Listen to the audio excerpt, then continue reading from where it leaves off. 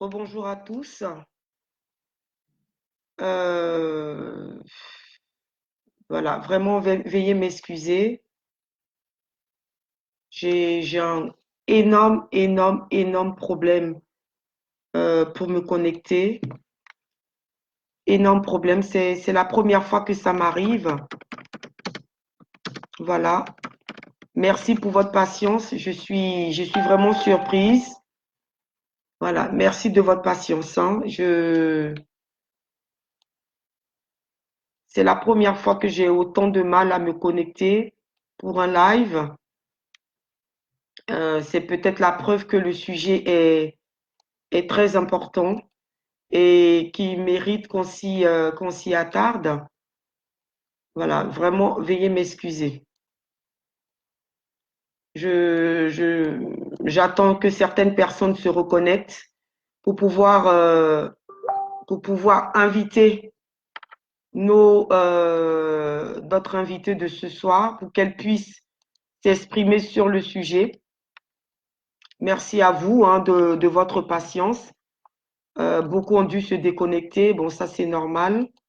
Mais ce n'est pas grave, même s'il y a deux personnes, c'est le plus important est que le message puisse passer. Voilà, c'est une lutte quotidienne de tous les jours pour toutes les femmes et on se doit de s'y attarder. Je recommence quelques invitations, s'il vous plaît. Voilà, je recommence quelques invitations. Euh,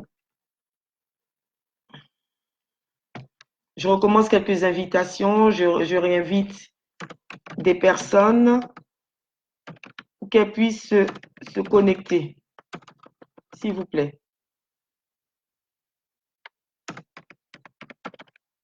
C'est un peu compliqué aujourd'hui, mais on va y arriver. Ça fait partie des luttes, mais on va y arriver. On va y arriver.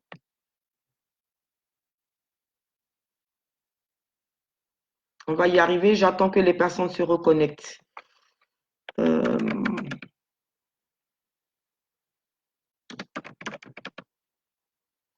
je recommence à inviter certaines personnes. Si vous pouvez partager la vidéo, évidemment, est-ce que les gens me voient au moins? Ça, c'est la première question que je pose. Est-ce que les gens me voient? Voilà. Est-ce que les gens me voient? S'il vous plaît, c'est très important pour que je puisse au moins continuer. Bien. On va reprendre la séance. Je me donne encore quelques minutes pour inviter des personnes et puis on va partir. Peu importe le nombre de personnes, posez autant de questions que vous le souhaitez. Et c'est un sujet qui concerne toutes les femmes, qui concerne tous les hommes, voilà, qui concerne tout le monde. Et il faut que nous puissions ensemble trouver des solutions. Vous pouvez inviter des amis, vous pouvez partager, s'il vous plaît. Je réexplique ce que c'est que le féminicide, le temps que je puisse appeler mon invité. On va le faire par Messenger.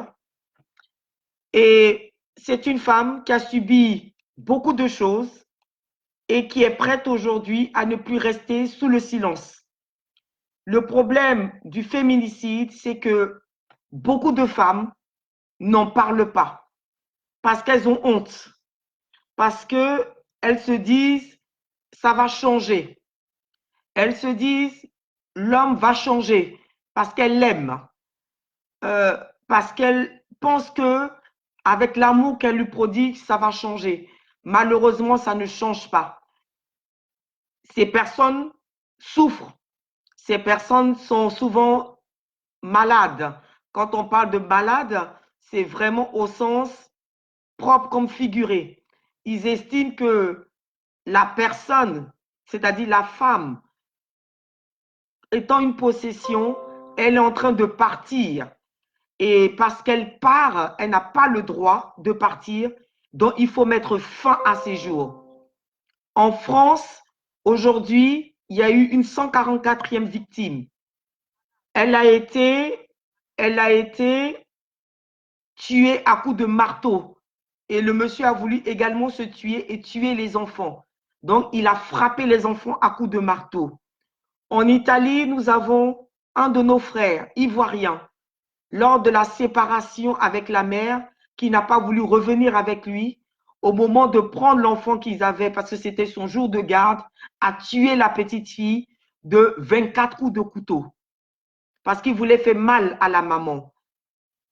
Je ne parlerai pas de cette femme dont le procès va commencer en janvier, qui a voulu partir et l'homme a préféré verser de l'essence sur elle et l'enflammer. Une autre tuée à coups de barre parce qu'il la soupçonnait, je dis bien soupçonnait de le tromper. En Europe, dans les pays occidentaux, il y a des réformes qui se font. Partagez la vidéo, s'il vous plaît. Parce que des personnes, des femmes doivent comprendre que c'est sérieux. Nous parlons de la vie, nous parlons de la mort. Personne n'a le droit de mourir parce qu'elle a été amoureuse. Personne n'a le droit de perdre la vie, de laisser ses enfants orphelins, tout simplement parce que elle a voulu cacher quelque chose de son couple. On nous a toujours dit, nous les femmes, que lorsque tu es en couple, il y a des choses qu'il ne faut pas dire, il ne faut pas parler, il faut cacher, il faut protéger le couple, mais il ne faut rien dire. Mais malheureusement, non. Il y a un moment, il faut pouvoir parler pour qu'on puisse vous aider. Lorsque les coups deviennent trop violents, lorsqu'il vous a boxé, lorsqu'il vous a humilié, lorsqu'il y a des injures que vous ne pouvez pas imaginer de ce que des femmes souffrent atrocement au sein de leur couple. Elles sont méconnaissables. Elles ont perdu confiance en elles. Elles se sentent dévalorisées. Ce n'est pas ce qu'elles espéraient lorsqu'elles se sont mariées. Lorsqu'on se marie, c'est pour être heureuse. C'est pour être auprès de l'homme qu'on aime. C'est pour lui apporter, pour être cette aide semblable que nous apprennent les livres saints. Pas pour que l'homme vous dise, tu ne vaux rien, tu es grosse, tu ne sers à rien, tu n'es pas une bonne femme. Tout ça. Voilà un peu dans quelle situation nous nous retrouvons. Et une femme se doit de réagir. Je pense que je vais appeler, comme je n'arrive pas, bien sûr, à joindre, voilà, à joindre, comment je vais monter la vidéo? C'est comme ça. Comment je fais? Je crois que elle va décrocher. Voilà. Bonsoir. Bonsoir, madame. Voilà. Maintenant, si vous entendez la vidéo, est-ce que vous pouvez me dire que vous entendez? Je ne sais pas comment est-ce que je vais placer pour que vous puissiez voir. Comment est-ce que je peux... attendre 2 secondes. Hein. Voilà. Il faut que je puisse faire en sorte que les autres puissent te voir. OK? Voilà. Est-ce que vous voyez? Est-ce qu'on voit sur l'écran, s'il vous plaît? Pouvez-vous me répondre? Est-ce qu'on la voit apparaître? J'attends donc les réponses. Est-ce qu'on la voit apparaître sur mon écran, s'il vous plaît? Parce que je l'ai appelée. Voilà, je l'ai appelée de mon téléphone. Not yet. OK. Comment est-ce que je peux faire ça? Mon téléphone. Bon, ça c'est... Ah, si je tourne comme ça, est-ce qu'on la voit? Est-ce que tu montes? Est-ce que vous entendez au moins? Bien. Si on t'entend, c'est le plus important. Voilà. Bonsoir ma soeur, comment vas-tu? Ça va bien, bonsoir. Très bien. J'aurais préféré te voir apparaître à l'écran, mais on a des problèmes techniques. Mais ce n'est pas le plus important, d'accord? Le plus important, c'est Si on t'entend, c'est le plus important. D'accord, il n'y a pas de problème. Voilà. Est-ce que les gens entendent? Bonsoir Hervé JJ, merci d'être sur le direct. Est-ce qu'il y a des personnes qui entendent? Au moins. Si vous pouvez me répondre, ce serait très gentil. Très bien. Alors, ma soeur, est-ce que tu peux te présenter, s'il te plaît? Mon nom à l'état civil, c'est Ghislaine Kobi. Ghislaine Kobi. Et puis, voilà. Très bien. Bonsoir Ghislaine, je te remercie d'avoir accepté de témoigner. Je sais que c'est très courageux ce que tu fais. Tu appelles de l'Afrique et c'est des sujets vraiment dont on n'a pas l'habitude d'entendre, surtout dans notre continent. Donc c'est vraiment un courage et vraiment je t'en remercie.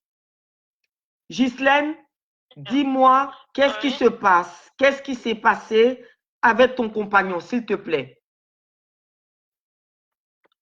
Je peux dire que ça s'est passé le 3 novembre. OK. Le 3 novembre, voilà, le 3 novembre, aux environs de 9h, 10h par là. D'accord.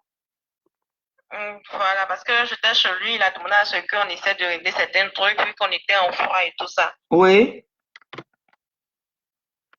D'accord. Donc, tu avais fait combien d'années avec lui comme relation?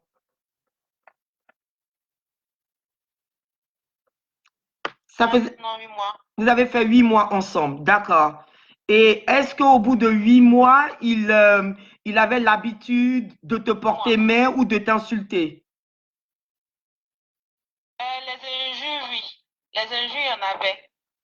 Des injures grossières, du genre, voilà, tout ce qu'on peut traiter de n'importe quoi à une femme. Et il y avait des injures. D'accord. Là-dessus, souvent même. Mais il ne m'avait jamais porté main jusqu'au 3. D'accord. Il t'avait jamais porté main, mais il y avait des injures. Oui, Dis-moi, ma soeur, pourquoi est-ce qu'on reste lorsqu'un homme vous injurie de cette sorte? On aime, on peut dire on reste parce qu'on aime ce dernier là, on se dit non que bon. Souvent même on se met en cause parce que tu vois quand tu injures, tu te dis oui, c'est ce que je suis, mais qu'au contraire, c'est des jeux qui n'ont vraiment pas leur place, quoi. Mais bon, on se dit que tu aimes la personne, que tu es là, tu acceptes l'injure, tout en espérant que ça va changer. D'accord. En espérant que ça va changer. Qu'est-ce qui s'est donc passé ce 3, ma soeur? Ce 3, c'était un peu une crise de jalousie parce que il me posait des questions sur mon téléphone. Pourquoi telle personne commente ta photo? Pourquoi celui-là dit ça? C'est que tu as des rapports sexuels avec ce dernier. Je t'ai toujours dit que j'ai des choses que je ne supportais pas. Donc, je lui ai dit non, que ce dernier, même que tu es en train de faire toute une crise de jalousie là. C'est juste quelqu'un qui commente mes photos. Au pire des cas, même en inbox, on ne cause que c'est les jeux en ligne qu'on joue le plus. Donc, j'ai tendu mon téléphone pour lui montrer que je te montre un peu notre inbox, puis moi avec ce dernier. Et c'est à la suite de là, il a dit, donc, si c'est ça, il va fouiller tout mon inbox. Je lui ai dit, mais non, tu ne peux pas fouiller tout mon inbox parce que tu as parlé d'un tel. Donc, c'est de lui que c'est lui son inbox. Y avait-il souvent des grandes crises de jalousie? Waouh, il y en avait. Il y avait de grandes crises de jalousie. Au point qu'on pouvait même se séparer 1 mois, 2 mois. On ne se voyait pas. Même les appels, c'était difficile. Il y avait des crises de jalousie. Est-ce que le fait qu'un homme soit jaloux, pour vous, vous preniez ça pour de l'amour? On se dit oui que c'est de l'amour parce que quelqu'un qui est jaloux, c'est parce qu'il aime sa femme qu'il est jaloux, c'est parce qu'il veut que. Donc tu te dis que c'est pas amour. D'accord. Et lorsqu'il a fouillé dans votre inbox, qu'est-ce qui s'est passé après? Non, de là, il a dit qu'il ne fouille pas de mon inbox parce que s'il veut regarder le message de ce dernier, il va regarder tout mon inbox. Donc je lui ai dit, mais non, tu peux pas être mon inbox. Il a dit, de là qu'il a pris mon téléphone et il l'a jeté. D'accord. Et quand il a ajouté, je lui ai dit, mais tu veux casser mon téléphone, pourquoi et tout ça. Donc, il me dit, tu parles, je parle et tu parles. Si tu es impoli avec tes parents, tu le fais avec tes parents, pas avec moi. Je lui ai dit, mais tu es en train de me parler de quelqu'un. C'est normal que j'essaie de t'expliquer ce qui se passe au juste, mais pas que tu penses que je suis avec ce dernier. Donc, je t'explique. Et c'est là qu'il a commencé, comme tu es impoli, comme ici tu es impoli, il a commencé à me taper, me gifler d'abord, me taper, me pousser sur le pied et tout ça. D'accord. Je cachais mon visage, c'était les coups que je recevais. Est-ce que les coups étaient très violents ou c'était une gifle? Ou c'était vraiment des coups? Le premier coup, c'était juste une gifle, une gifle. D'accord. C'est le premier coup, c'était juste une gifle. Donc, je me suis mis sur le lit, je me suis collé au mur et il a repris encore à m'insulter, à m'insulter, à me crier là-dessus. Donc, je lui disais, mais attends, tu veux que les voisins sachent que tu es en train de me crier là-dessus. Donc, il essaie de rabaisser un peu la voix. On va s'entendre. De toute façon, ce sont des grandes personnes, on peut discuter sans qu'on ne lève le ton. Et il me dit, mais pourquoi c'est chez lui que moi je veux lui donner des ordres, que je peux aller donner les ordres chez mes parents et tout ça. Je lui ai dit, mais tu exagères un peu trop là.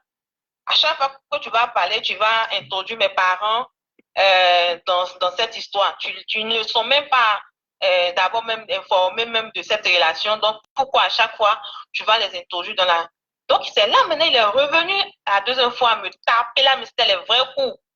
Me donner des coups de poing un peu sur le dos, me tordre. En fait, avec tout ça, je ne criais pas. Ok. J'étais dans la maison. Je ne voulais pas que les voisins sachent que il était en train de me porter main dans la maison. Donc, j'ai attrapé la douleur. C'était vraiment fort, mais je faisais l'effort de me... De tenir. Et je constate... Mais pourquoi avez-vous...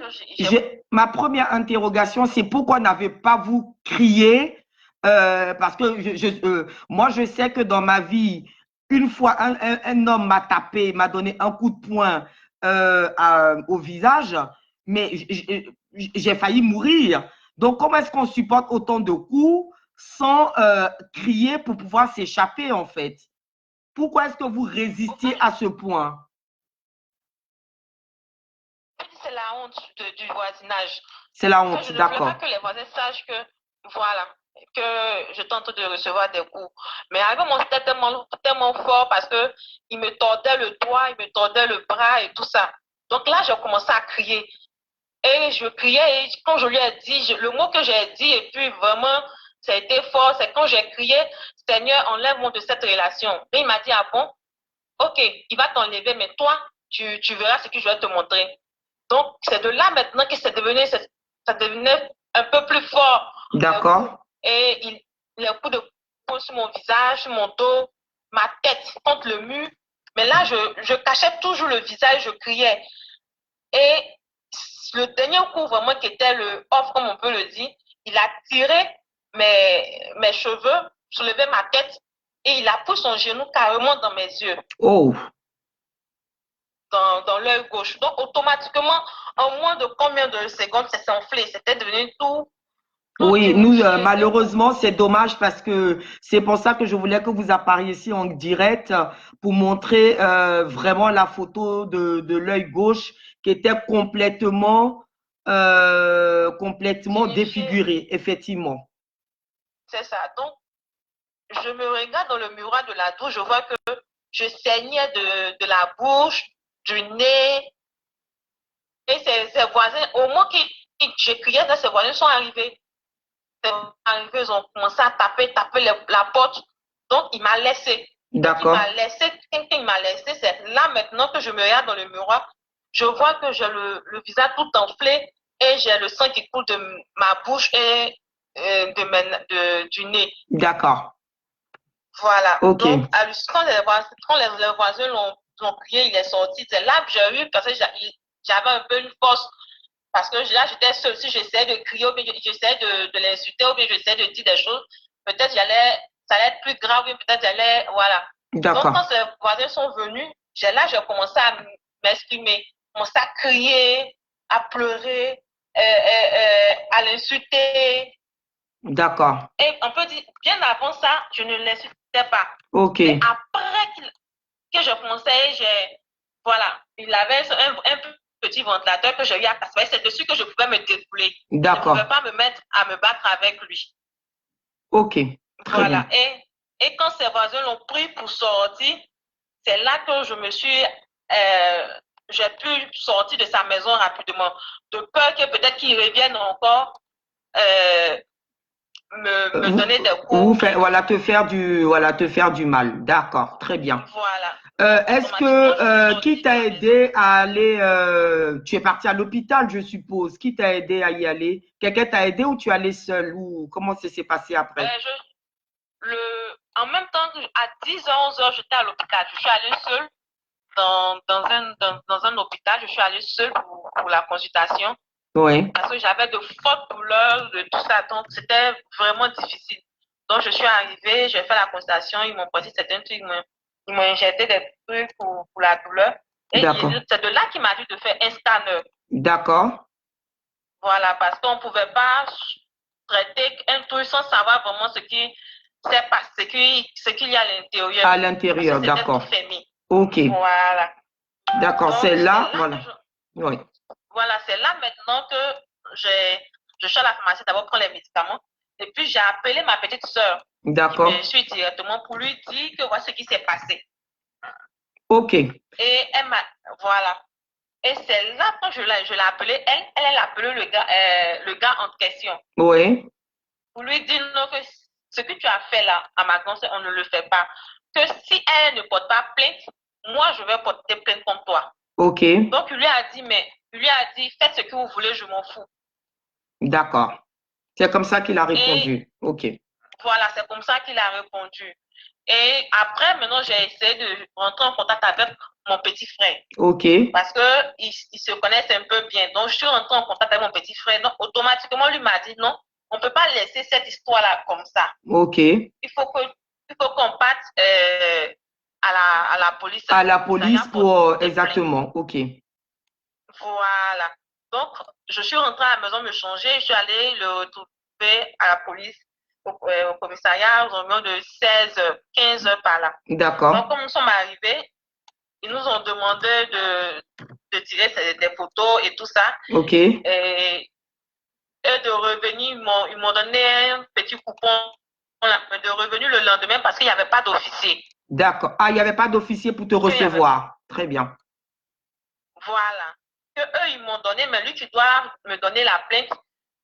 Il n'est pas là. La convocation plutôt pour remettre à l'accusé, ils ne sont pas là. Donc, de repasser le lendemain matin. D'accord. Mais j'avais tellement mal, donc mon petit frère a demandé qu'on parte au CHU de Trècheville. Ok, Voilà, pour approfondir un peu ce qui a été dit par le premier médecin. ok, Donc, nous sommes rendus, comment on appelle, au CHU de Trècheville aux environs de 19h, 20h.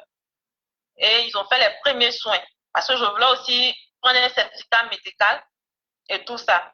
Donc, d'accord. ils ont fait les premiers soins. Et lui, encore, il m'a confirmé qu'il fallait forcément faire un scanner. Parce que c'était vraiment tout enflé, tout unifié et tout ça. Donc, il a conseillé que je fasse un scanner ce même soir. Donc, j'ai fait le scanner. J'étais accompagnée de mon frère, de ses amis. J'ai fait le Et le scanner a dit qu'est-ce qui se passait pour ton œil? Et c'est là le scanner a dit non que j'ai l'œil gauche, l'orbite de l'œil gauche du plancher qui a éclaté. D'accord. Et donc, ça nécessitait que tu fasses des opérations, c'est ça? Voilà, ça nécessitait que je fasse des opérations. Et comme il était déjà 23h par là, 22h, parce qu'on a duré le temps de nous recevoir et tout ça. Donc, le médecin qui nous a reçus a demandé de repasser le lendemain parce qu'il m'a conduit chez le Maslo. D'accord. C'est lui qui pourrait réparer ça. Donc, nous sommes rentrés. Donc, le lendemain matin, je suis revenue voir le chirurgien. Donc, lui aussi, quand il a vu, il a confirmé sur le scanner aussi que le plancher de l'orbite gauche a explosé. Donc, il fallait faire une opération le plus tôt possible. D'accord. Pour ne pas que je perde l'œil parce que la graisse là est en train de couler carrément dans ma joue. Oh. Donc, il fallait faire une opération rapidement et tout ça. Et il m'a dit. Allô? Il a dit au niveau qui dira. Allô, tu m'entends? Maintenant qui dira. Oui. Oui, je t'entends. Ok, très bien. Les gens te suivent toujours. Hein? C'est l'ophtalmologue maintenant qui dira ce qui c'est, si vraiment l'œil n'a pas de problème. Ok. Donc, nous sommes rendus chez l'ophtalmologue le même jour. Donc, lui, comme c'était tout unifié, il a dit par rapport, le dessus, c'était bon. Mais il fallait qu'on tente de telle sorte que ça descende pour mieux voir. Ok, que l'œdème, Donc, en comme fait, il a descende pour dit, mieux voir, c'est ça. voilà, il fallait que l'œdème descende. Donc, Ok. je suis retournée chez le chirurgien. Il a dit, si l'œil n'est pas touché, lui peut faire la chirurgie. D'accord. Donc, tu as fait, jusqu'à aujourd'hui, tu as fait combien de chirurgies? Par la grâce de Dieu, j'ai fait juste la sinus chirurgie. Pour l'instant. Est-ce que tu dois en faire d'autres? Aujourd'hui, donc, j'aurais pas d'autres chirurgies à faire. D'accord, très bien. J'étais vraiment heureuse d'entendre ça en tout cas. Parce D'accord. que je craignais un peu. Comment est-ce que tu te sens aujourd'hui après avoir vécu cette histoire parce que tu t'es mis en couple avec quelqu'un que tu aimais et cet homme t'a battu, pouvant même te défigurer parce que toi, tu as eu une seule chirurgie de l'œil, mais il y a des femmes qui ont été défigurées, il y a d'autres même qui ont perdu la vie. Euh, en fait, est-ce que lorsque tu sors de là, est-ce que les gens peuvent partager parce que c'est très important que nous puissions tous parler de ce sujet-là.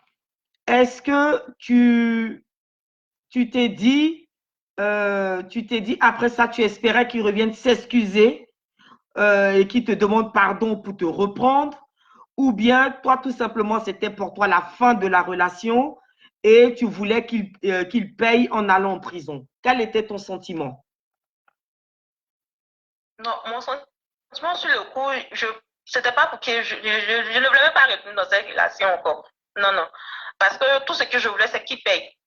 Qu'il paye. Et puis, c'est son arrogance. Après ça, c'était difficile parce qu'il n'y a pas eu d'excuse en tant que tel. C'est-à-dire que même si on sait que tu as eu à faire quelque chose à quelqu'un, mais automatiquement, il y a des excuses que tu. Mais c'était pas le cas chez lui. Ils s'en foutaient, au fait. Donc, je voulais vraiment qu'il paye parce que s'il a fait aujourd'hui, il pourra le faire demain. Même si je ne suis pas avec lui, ça pourra être une autre personne. Une autre Donc, femme, bien sûr. voilà. Donc, il fallait vraiment qu'il paye. Je voulais vraiment qu'il paye, quoi. D'accord. Donc, est-ce que quand tu as porté plainte, la police a fait quelque chose, il a été déféré, il y a eu une procédure qui a été faite, ou mais tu es allé au bout de ta plainte, ou les gens t'ont demandé de retirer ta plainte? Je suis allée porter la plainte le 4 novembre, que j'ai porté la plainte dans la brigade. Et on a été entendu le 5. Le 5, j'ai décidé j'ai porté ma plainte. Et après ça, vu que ses parents sont un peu des gens on peut dire, De la des haute gens aisés, sphère? de la haute Parce que sphère, apparemment son sa père et sa mère est mère, une grande chanteuse et son père, ils sont c'est assez ça. connus, c'est ça. Oui. Voilà. Donc, après, ils sont venus, ils ont demandé, comment on appelle, au CB de me dire si on pouvait régler ça à l'amiable. Je leur ai dit D'accord. parce que Donc, dès qu'ils ont su que l'homme avait des parents qui étaient de la haute sphère, ils ont préféré régler ça à l'amiable que d'aller devant un tribunal. C'est ça? voilà, voilà. En temps la veille, je me rappelle bien, il était vraiment fâché. Il dit, mais c'est ce genre de truc-là, ça ne peut pas rester comme ça. Mais après avoir vu la mère, il a dit non, qu'on a essayer de régler à l'amiable, ce qui est sûr, et puis on revenait. Donc, il m'a posé la même question pour me demander, tu maintiens toujours ta plainte? Je lui ai dit, oui, je maintiens ma plainte parce que le jour-là, je suis arrivée à 10h, 11h. Et on a été reçus pratiquement à 20h moins. Ah bon, Donc, je lui ai ouais, vous avez fait 10 heures au commissariat, quoi. Ok. à la brigade, oui, à la brigade. Parce que nous ne sommes plus retournés au commissariat, nous sommes partis plutôt à la brigade de gendarmerie. Donc, D'accord. c'est là-bas on a fait 10 heures. J'étais avec ma maman, c'est 2 jours après mon état. Donc, j'avais mal à la tête, des douleurs. Et à chaque fois, je rentre dans son bureau, mais attends, on me reçoit à quelle heure? Parce que il faut que je parte me traiter. J'ai vraiment mal et tout ça. Donc, je suis restée avec ma mère de 10 heures jusqu'à à 20 heures moins. Ok. Et sa mère arrive. Voilà. Ils sont arrivés. Et il a demandé à ce qu'on parte regarder la mienne et tout ça. Mais on leur a dit que là, nous ne sommes pas chez nous à la maison. Donc, s'il veut nous voir, qu'il cherche à rentrer en contact. Et puis, nous sommes rentrés. Parce que le lendemain, il fallait que je retourne encore à l'hôpital pour faire d'autres soins. Donc, je suis retournée encore à l'hôpital. Ça, c'était le 6. Donc, le 6, sa mère est rentrée en contact avec moi. Donc, sa mère est venue vous voir? Sa mère est venue me voir chez moi, chez ma maman. Chez votre maman, elle ok. est venue nous voir. Ok, Voilà. elle est Donc, elle venue est vous venue voir nous pour voir. s'excuser pour la conduite de son fils ou c'est juste pour remettre une somme d'argent ou dans quel but? Quand elle est venue d'abord, c'était vraiment Yako et tout ça. Et puis, quand elle voulait partir, elle a voulu donner. Elle a refusé carrément. Puis, elle a dit non, qu'actuellement, là, c'est pas. Elle a donné un peu d'argent. On n'a pas accepté. Vous n'avez pas accepté son argent, d'accord. Ok. Voilà. Elle a voulu donner ça pour le transport. Ok. Qu'on puisse faire des courses, puisqu'on défilait, mais on n'a pas accepté son argent.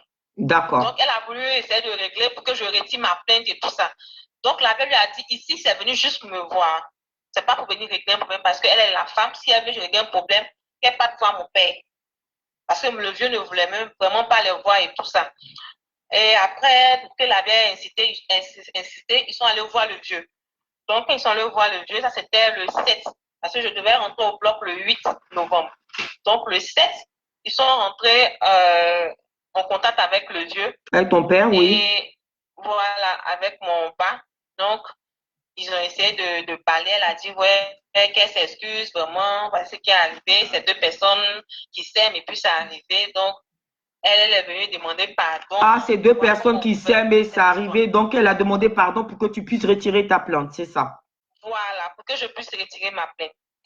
Okay. Et le vieux lui a dit, bon, effectivement, comme tu le dis, c'est deux personnes qui se sont aimées et puis c'est arrivé.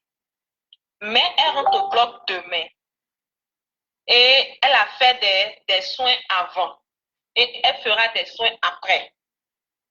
Si vous pensez que vous pouvez gérer tout ça, on verra comment régler cette histoire.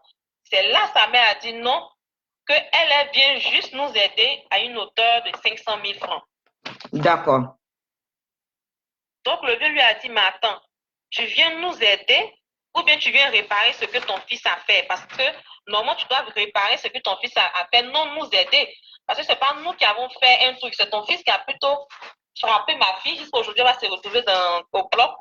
Donc, tu ne veux pas venir me dire que tu viens me donner 500 000 francs pour les soins. En tant que déjà, là-bas, ça faisait 800 000. Et j'avais déjà fait des soins avant. Elle a commencé, elle dit, bon, elle dit, de toutes les façons, la prison est faite pour les hommes. Ah, c'est ce que la mère a dit, la prison est faite pour les hommes. Voilà, c'est ce que sa mère a dit, que la prison est faite pour les hommes. Donc, elle, c'est ce qu'elle pouvait faire parce qu'elle a des contrats qu'elle doit aller honorer, elle doit voyager et tout ça. Donc, c'est ce qu'elle peut faire qui est là. Est-ce qu'elle a essayé de vous convaincre de retirer la plainte contre son fils? Oui, elle a essayé de me convaincre parce que le même soir, oui. Elle m'a appelé, j'étais en train de rentrer chez ma maman, elle m'a appelé. Et là, même, elle me mettait même en cause même parce que tu vas le laisser aller en prison et tout ça. Est-ce que tu trouves que c'est normal? Tu penses que tu ne vas pas un peu plus fort, des gens de trucs. Ah, d'accord. En fait, te culpabiliser, te dire, est-ce que tu ne vas pas un peu trop loin en mettant son fils en prison, c'est ça? Voilà. Donc, le seul mot que je lui ai dit, vous, votre fils sera juste en prison, mais moi, je rentre en bloc opératoire. Vous ne savez pas ce qui m'attend là-bas. Donc, la moindre des choses, c'est de chercher d'abord à moi, prendre mes nouvelles, savoir comment moi je vais gérer plus tard, au lieu de penser à celui qui reste juste dormi en prison. Est-ce que vous êtes surprise? Êtes-vous surprise par le comportement des femmes dans toutes ces affaires-là? Est-ce que vous êtes surprise en tant que femme? Êtes-vous surprise par le comportement de certaines femmes qui n'ont pas compassion en fait des femmes qui sont violentées? Oui, je suis surprise parce que moi-même, je suis mère.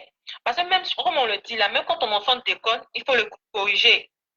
Il faut le corriger. Là, ça sert de leçon à l'enfant plus tard. Mais tu ne peux pas venir couvrir l'enfant, pourtant tu sais très bien ce qu'il a fait comme gaffe, mais tu préfères le couvrir. Non, ça c'est pas vraiment aimer son enfant. Je trouve que c'est pas aimer son enfant en tout cas. Très bien.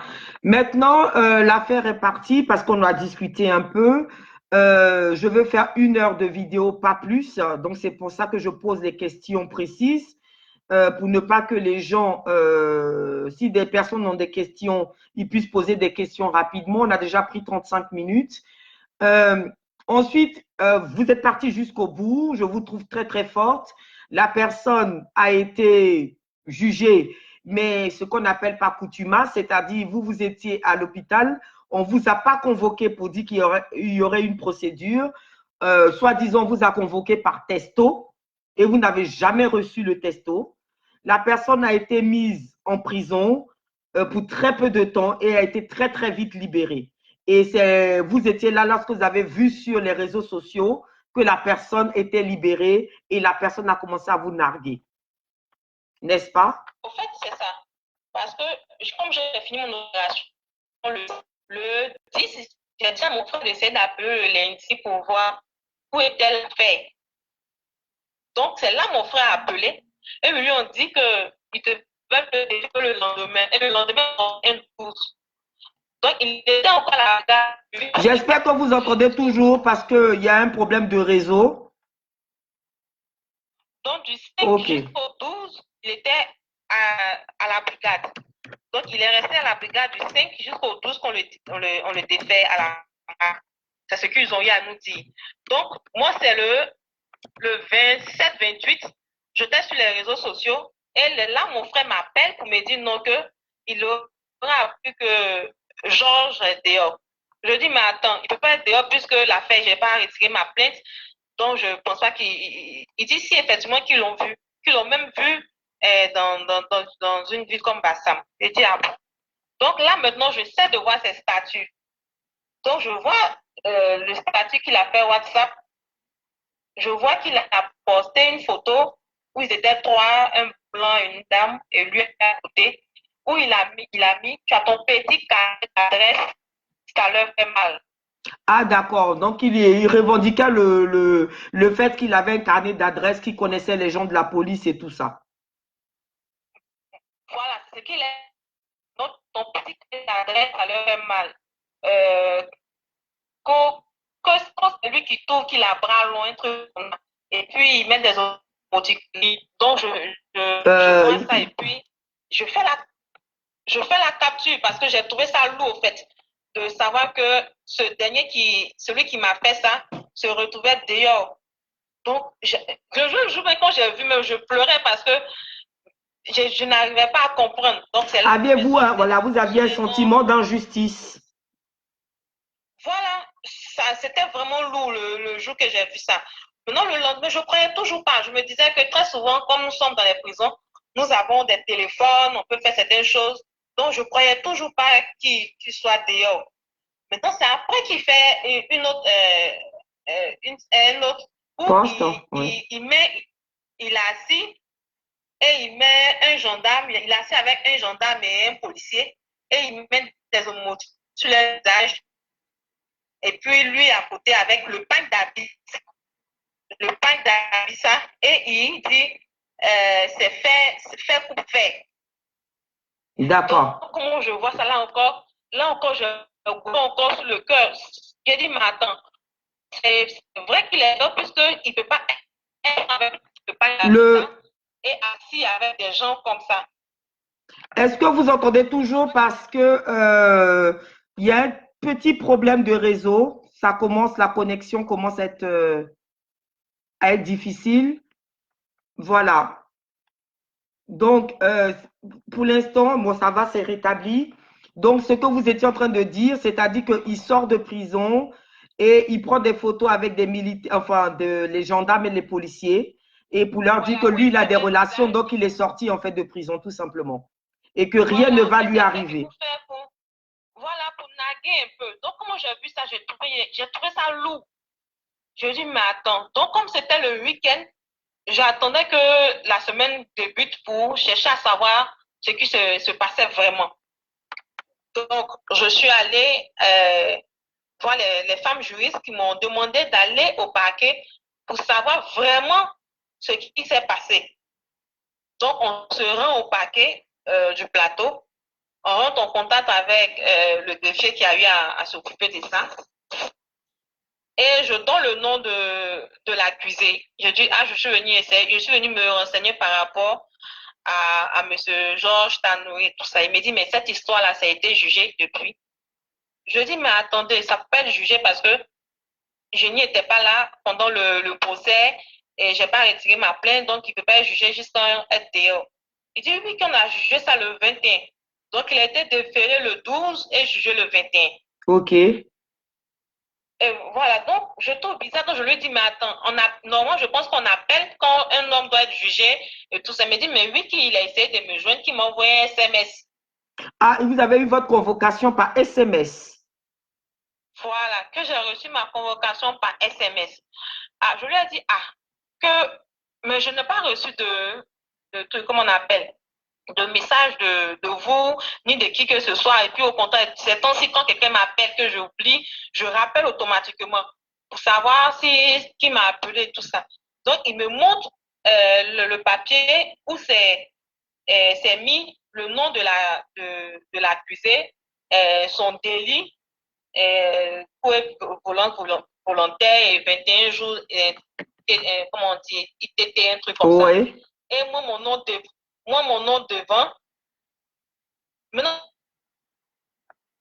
veuillez nous, voilà. était plutôt le numéro de l'accusé. En fait, si je résume pour qu'on aille un peu plus vite, donc je dis, vous n'avez c'est pas mon numéro. Donc, en un mot, ça veut dire que je n'étais pas au procès. Voilà, vous n'étiez pas au procès. Voilà, vous n'étiez pas au procès. Et donc, voilà, il a été jugé par contumace, vous n'étiez pas là. Et il a été très vite libéré. Est-ce que le fait quand même qu'il ait fait 10 jours en prison, pour vous, c'est une satisfaction ou vous attendez à plus? Non. Ce n'est pas une satisfaction pour moi, en tout cas. D'accord. Je ne suis même pas content de ça. Voilà. Je suis vraiment pas content. Vous espérez quoi concrètement? En un mot même, c'est-à-dire si j'étais au procès, et je pensais que j'allais mieux me défendre, au moins qu'ils prennent une peine pénale. Mais il a pris combien de temps? Pendant le procès, il a eu 6 mois de sursis. 6 mois de sursis, donc il ne sera jamais en prison en fait. Ok. Mais c'est une peine pénale, hein, le sursis. C'est juste qu'il ne sera pas enfermé. C'est juste qu'il ne sera pas enfermé. Voilà. C'est-à-dire que s'il commet une erreur, il peut partir en prison. D'accord, mais il est dehors. Voilà. Vous trouvez que c'est injuste? Ouais, je trouve que c'est injuste quand même. Mais bon, j'ai fait l'appel et je sais que justice sera rendue. J'ai fait l'appel. Pourquoi vous tenez tant à ce qu'il soit condamné?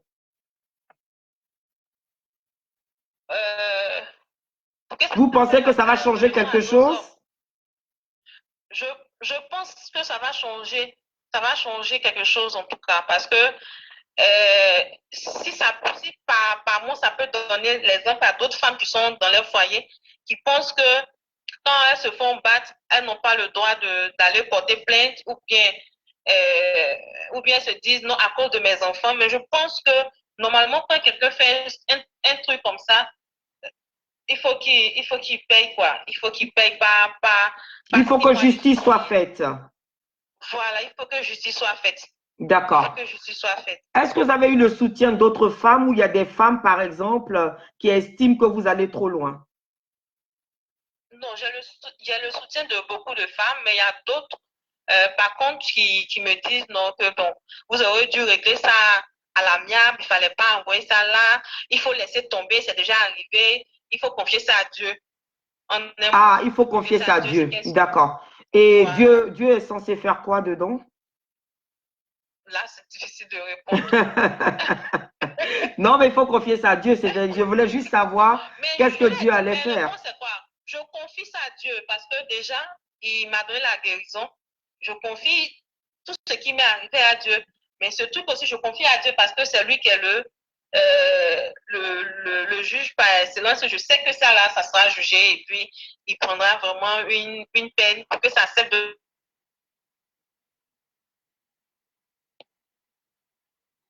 Excusez-nous, hein, voilà, pour que ça serve de leçon. Si cet homme vient vous voir, Ça sert de leçon. Si cet homme revient vous voir, qui s'excuse, qui se met à genoux, qui vous offre des fleurs, qui vous offre d'une voiture, qui pleure devant vous et qui dit vraiment il regrette, il sait vraiment pas ce qui s'est passé et que vraiment il vous aime de tout son cœur et qui va vous épouser, accepterez-vous? Ah non, non. Vous n'accepterez pas? Non, non, non. Et puis c'est même pas maintenant même qui va venir s'humilier même devant moi. Je ne peux même pas accepter. Non, mais s'il le fait. Non, non. Je ne retourne pas même là-bas encore. Non. D'accord. Non, non. Que direz-vous à des femmes qui sont dans la même situation que vous? À ces femmes, je dirais plutôt de sortir du silence. Voilà. De sortir du silence et qu'elles sachent que nous avons une justice en Côte d'Ivoire. Quel que soit le temps que ça va prendre, nous avons une justice en Côte d'Ivoire et je sais que justice sera toujours rendue. Qu'elles ne pensent pas que à cause de mes enfants, parce que quand ça se fait une fois, une deuxième fois, demain tu risques de perdre la vie. Ces enfants pour qui tu te plies ou bien tu te sacrifies, tu tends, voilà, tu y tiens tant. Mieux d'essayer de dévoiler, ben c'est une tape, demain ça devient grave. Moi, je me disais que si peut-être j'avais eu une première tape, peut-être je ne serais pas restée dedans aujourd'hui. Mais le premier coup que j'ai reçu, c'était vraiment difficile. Mais après ça, après moi, que pour moi soit sorti, il y a d'autres qui disent non, qu'elles ont reçu aussi des coups. Ah, il avait déjà frappé des femmes auparavant. Voilà. Et pourquoi vous n'avez pas fait une union pour aller porter plainte ensemble? Je suis en contact avec, j'ai une comme ça qui dit elle ne peut pas. Elle a refusé, d'accord?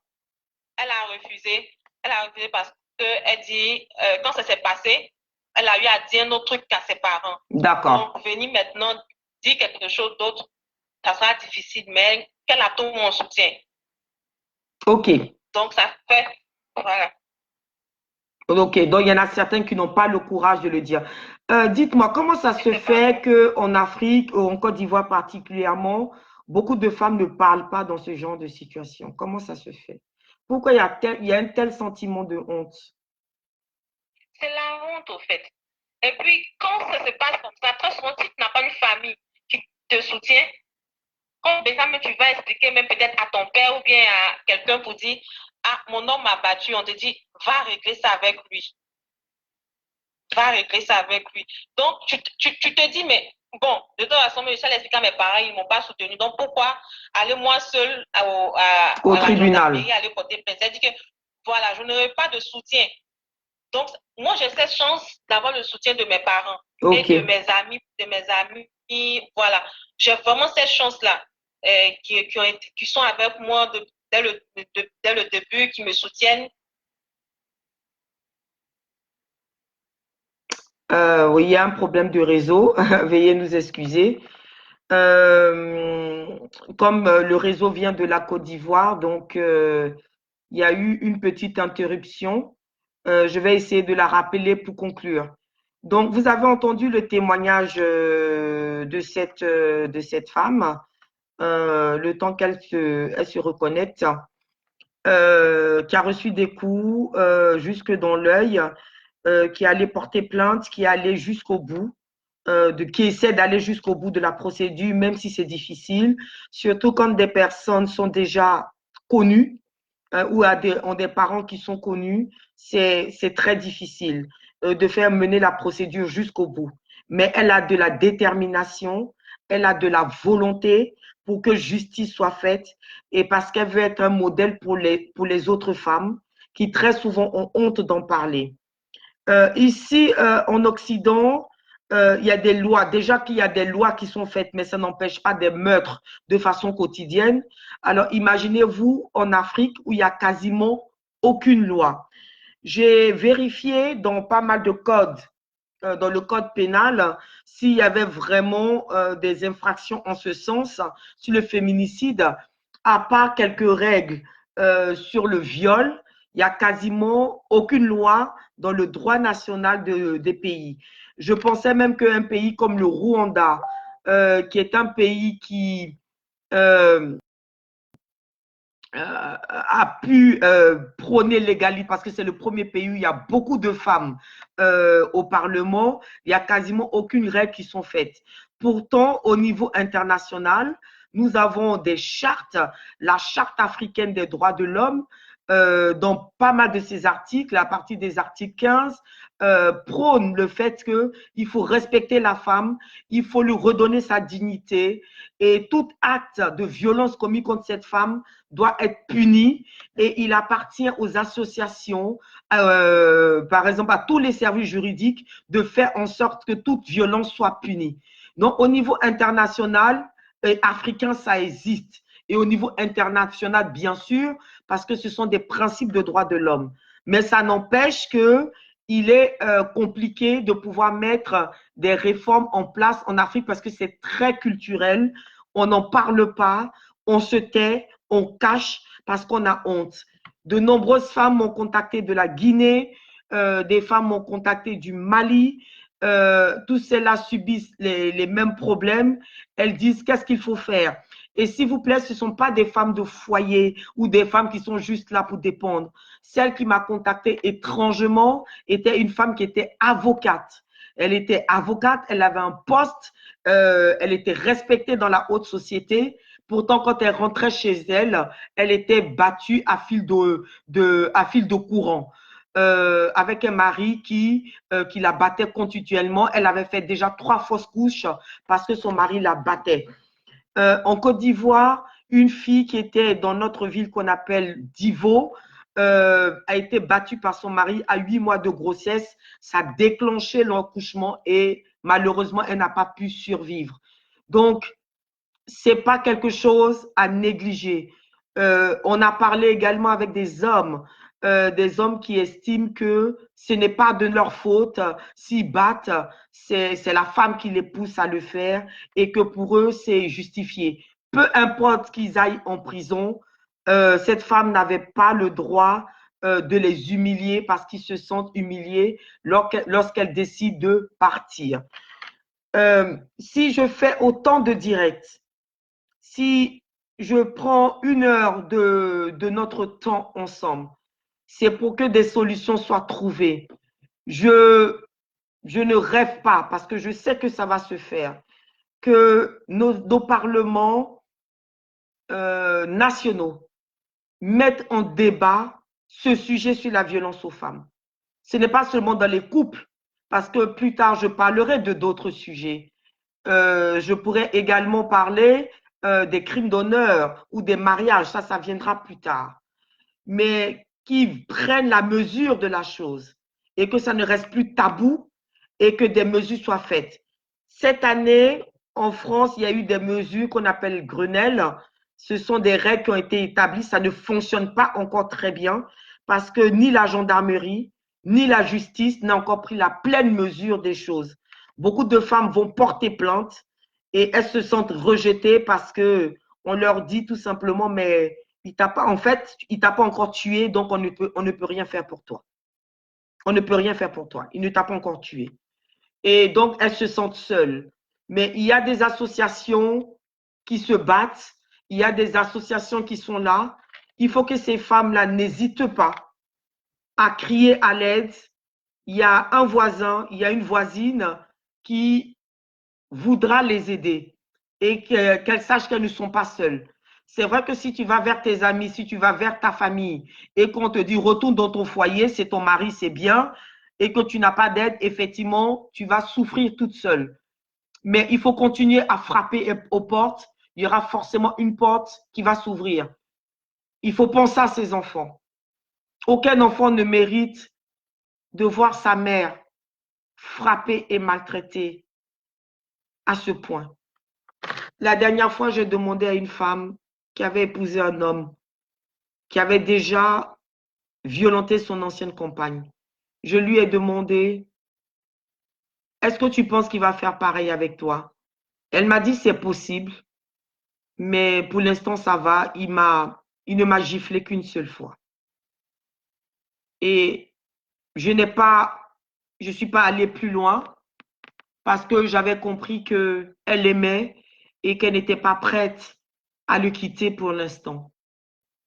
Le but n'est pas de vous faire quitter votre couple quand la femme n'est pas prête, mais il faut qu'elle sache qu'il y a des sœurs, il y a des hommes également, hein, il y a des hommes qui sont là pour les aider, pour qu'elles puissent parler. Il faut qu'elles continuent à parler et qu'on puisse les aider. Moi, je prône que même en prison, lorsque la personne est enfermée, il puisse avoir une aide psychologique, de parler avec ces hommes. Pourquoi arrive-t-on à mépriser autant une femme alors que la plupart aiment leur mère? Mais quand vous regardez bien, souvent ça vient souvent de l'enfance et ça vient de la vision qu'ils ont eue de la femme. Beaucoup de mères éduquent les enfants de différentes façons. Elles n'éduquent pas la fille comme elles éduquent le garçon. Et généralement, quand l'enfant, après, a ses digressions sur les femmes, les mamans disent, ah non, mais c'est vrai, mon fils a fait ça. Ah bon, mais je ne l'ai pas éduqué comme ça. C'est vrai. Comme cette mère qui a osé appeler la famille de cette fille qui avait été brûlée et de dire, oh mon Dieu, elle a dû pousser le bouchon tellement loin pour qu'on puisse vouloir la brûler. Quand vous entendez ça d'une femme, vous vous dites qu'il y a vraiment un gros problème. Et ce problème vient de nous toutes. Il y a des femmes qui ne comprennent pas ça non plus. Il y a des hommes qui ne comprennent pas ça. C'est un combat de tout le monde et un engagement de tout le monde. Euh, Aujourd'hui, il faut vraiment une rééducation de beaucoup de choses. Des hommes ont compris, ça ne veut pas dire qu'il ne faut pas se marier, il ne faut pas rentrer dans la paranoïa. Il y a des hommes très bien, il y a des hommes très très bien. Mais il y a aussi ces hommes-là, dès qu'ils vous frappent la première gifle, sachez que vous êtes en danger. Parce qu'il y en aura une autre. Et il y en aura encore une autre. Et il y en aura encore une autre. Et il y aura des coups. Et ces coups-là peuvent vous entraîner dans la mort. Et même que lorsque vous partez, vous décidez de partir, il peut vous suivre pour vous assassiner, comme beaucoup de femmes ont été assassinées. Il faut une vraie prévention. Et c'est notre rôle d'en parler, de continuer à sensibiliser pour que des mesures plus restrictives soient prises. Quand un homme a fait ça et qui sort au bout de 10 jours de la prison et qui se vante sur les réseaux sociaux d'avoir des relations dans la police, et parce qu'il sait très bien que ça n'ira nulle part, parce que sa mère est connue, parce que son père est connu, ça veut dire tout simplement qu'il y a encore beaucoup de choses où la justice euh, doit être plus forte, plus restrictive et qu'elle prenne la pleine mesure de ce combat-là. Françoise Falleux dit, au Canada, les hommes sont pris en charge psychologiquement pour se comprendre, voilà, et connaître le déclencheur. Il faut prendre en charge ces hommes. Il y a un véritable problème. Je m'étonne que malgré tout ce que nous faisons comme sensibilisation, toutes les lois, des hommes continuent à tuer. Nous sommes déjà dans un monde de violence. On nous inculque la violence. Il est très difficile de sortir de là. Alors, comment est-ce que un homme à la maison, lorsqu'il considère que c'est sa chose, ne puisse pas exercer la violence, puisque c'est son monde? On ne peut pas dissuader une femme de porter plainte. La plainte est nécessaire. Souvent, elle est classée aux oubliettes, c'est vrai. On va voir le procureur. Souvent, il n'y a pas justice. Souvent, ce sont les femmes qui sont obligées de fuir de chez elles pour se cacher, alors que ça ne devrait pas être le cas, parce que l'homme est très vite libéré. Mais il faut continuer le combat. Il y a encore beaucoup de choses à faire et j'espère vivement que si un jour cette vidéo, cette petite vidéo d'une femme quelconque qu'on appelle Marie-Paul Babli, passe et va peut-être devant une femme députée et que cette femme députée comprenne que c'est un sujet qu'il faut remettre sur la table. Ça fait partie des valeurs qu'il faudrait inculquer pour qu'il y ait ensemble des lois qui soient prises. Des nombreuses associations sur place, des associations sont prêtes à se déplacer parce que ce soit en Afrique, que ce soit ici dans nos communautés, beaucoup de femmes ont perdu la vie parce qu'elles n'ont jamais pu s'exprimer. Elles n'ont jamais, jamais pu s'exprimer. Elles sont balancées de l'étage, elles sont poignardées, elles sont humiliées et tout ce que la famille trouve à dire, c'est de dire pourquoi elle s'est comportée ainsi. Elle aurait dû être obéissante à son mari. Qu'appelle donc l'obéissance? Qu'appelle donc l'obéissance? Le mariage, c'est pour être heureux, pas pour trouver la mort. Ma chère sœur, je vais te reprendre pour conclure. Qu'est-ce que tu aimerais que la Côte d'Ivoire fasse sur ce sujet-là? Pour terminer. J'aimerais qu'il y ait une loi pour tous ces hommes qui battent leurs femmes. C'est-à-dire, moi, je ne veux même pas qu'il y ait de suicide, même pour ces genres de trucs. Oui. Je ne veux même pas qu'il y ait de suicide. Il faut qu'on prenne une vraie peine. C'est vraiment, ça le suffit, comme on le dit, c'est une peine pénale, mais il faut que la personne passe au moins un bon temps en prison pour que ça serve de leçon, en fait. Pour que ça serve de leçon. Voilà. Mais le problème, c'est que s'il sort de leçon, il prendra une autre femme, il la frappera. Est-ce qu'il ne faut pas un suivi psychologique? Le problème en Afrique, c'est que dès qu'on parle de psychologue, on a l'impression que tu es fou. Ça n'a rien à voir. D'où vient cette violence? Il faudrait bien pouvoir l'expliquer. C'est ça. C'est ça. Voilà. Il faudrait vraiment mettre en place des structures. Ici, ça commence, mais en Afrique, il faudrait mettre des structures pour accueillir des femmes dans la détresse. Toi, tu as eu ta famille pour t'aider, mais il y a des femmes qui n'ont pas de famille. Elles n'ont nulle part où aller. Nulle part.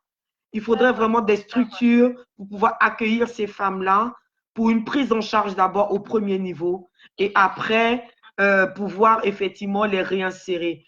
Combien de femmes sont détruites psychologiquement quand elles sortent dans ce genre de relation? Bien, je connais des femmes qui ont réappris comme des enfants à écrire et à reparler tellement qu'elles étaient traumatisées. Tellement qu'elles ont été traumatisées. Voilà. Et même mettre un rouge à lèvres, c'est difficile. C'est vrai. Même un rouge à lèvres, c'est difficile. C'est difficile parce que quand je suis seule, ça me fait penser à tout ce que j'ai vécu. Quand je reste seule, c'est un peu difficile. Donc, je me fais toujours entourée par mes soeurs parce que quand tu es seule, tu te dis, bon, tu as cette peur aussi. Est-ce qu'il ne va pas encore reprendre? Est-ce qu'il ne va pas t'attraper quelque part? Il y a effectivement, ça, en fait. Cette peur, effectivement, que vous vous rencontrez qui continue à vous faire du mal, effectivement. Et là, c'est parce qu'on ne se sent pas protégé qu'on a cette peur. Qu'un jour, il peut vous retrouver parce qu'il est libre. Il est libre. Il faudrait que, par exemple, en Afrique, il y a aussi ces mesures d'ordonnance de protection, c'est-à-dire tout simplement que cet homme n'ait pas le droit de vous approcher à quelques kilomètres.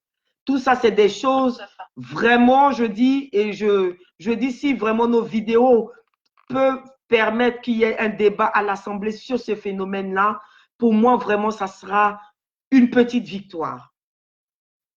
Voilà. Je vous remercie, ma soeur. Je vous trouve tellement courageuse. Je vous trouve tellement courageuse que j'en suis émerveillée. Vous êtes un socle pour beaucoup de femmes qui n'ont jamais osé dire ce que vous êtes en train de dire aujourd'hui. Depuis des générations. Depuis des générations. Vous savez, j'avais regardé un film et la mère disait à sa fille, qui était très courageuse, j'ai l'impression que le courage saute une génération. Ça a sauté peut-être une génération, c'est tombé sur vous. J'espère que ma voix va porter. Mais elle porte. Elle porte. Sinon, si elle ne porterait pas, je ne vous aurais pas connu. C'est vrai. Importe. C'est vrai. Là, même s'il y a eu 3 personnes qui ont écouté, c'est 3 personnes que vous avez sauvées. C'est vrai. Et cette vidéo, elle va partir encore. On va la partager encore et encore. Et on en fera d'autres. Et on en fera d'autres. Et je sais qu'il y en aura une deuxième qui osera, et une troisième qui osera, et une quatrième qui osera. Elles vont vous contacter d'abord inbox. Tout le monde n'a pas la force d'apparaître, c'est normal. Elles vous contacteront inbox, mais vous aurez un témoignage pour leur dire n'ayez pas peur, il faut que justice soit faite. Et que vous n'êtes pas seul. N'est-ce pas? C'est ça. Je suis ravie de vous avoir rencontré. Plaisir partagé. Vraiment, merci beaucoup. À très bientôt. Merci pour le soutien et puis voilà, que Dieu veille sur vous. À vous aussi. Au revoir. Amen. Au Ouais, revoir. au revoir. Voilà, je suis émue par ce genre de femmes parce que beaucoup de femmes que j'avais essayé de faire témoigner n'avaient jamais osé. Elle a eu le courage de le faire. Et je sais qu'il y en aura d'autres qui vont le faire encore. Et il faut, comme dit Françoise, que les enfants soient pris en charge. Parce que, étrangement, un enfant qui a vu sa mère être battue reproduit le même scénario parce que c'est devenu normal pour lui. Il faut vraiment une prise en charge. Et c'est tout un processus à mettre en place. En entendant, pour les adultes qui sont là, il faut des mesures strictes. Et nous continuerons ce genre de vidéos jusqu'à ce que les gouvernements puissent un jour débattre au niveau de l'Afrique, débattre de ce genre de situation. C'est sérieux. On parle de la vie humaine. Elle n'a pas de prix. Et personne n'a le droit de vous arracher votre vie juste parce que vous avez été amoureuse. Personne. Et à l'inverse, bien sûr. Et à l'inverse, bien sûr. Je vous remercie d'avoir pris la peine de suivre malgré les dissidences du direct, mais il fallait que je le fasse. Parce que je savais qu'elle avait pris ce courage de témoigner aujourd'hui. Il fallait qu'on l'entende aujourd'hui. Demain, peut-être, elle n'aurait pas eu ce courage-là. Voilà, à chaque jour suffit sa peine. Elle a fait aujourd'hui et demain, il y en aura une autre. Merci de nous avoir écoutés. Je suis Marie-Paul Babli. Je suis à la disposition de toutes les femmes qui ont besoin de parler, ne serait-ce qu'une écoute. Je suis dans beaucoup de mouvements associatifs qui traitent de pas mal de combats, celui de la violence faite aux femmes, de tout dans sa globalité. Appelez-moi 1h du matin, appelez-moi 2h du matin, je vous répondrai. Si je ne peux pas vous aider, je vous enverrai vers des services compétents qui vont le faire. Il est très important. C'est de l'humanitaire, c'est difficile. Ça prend à la gorge de voir tant de souffrances, mais ça en vaut la peine. Merci à So, Femmes et Vie.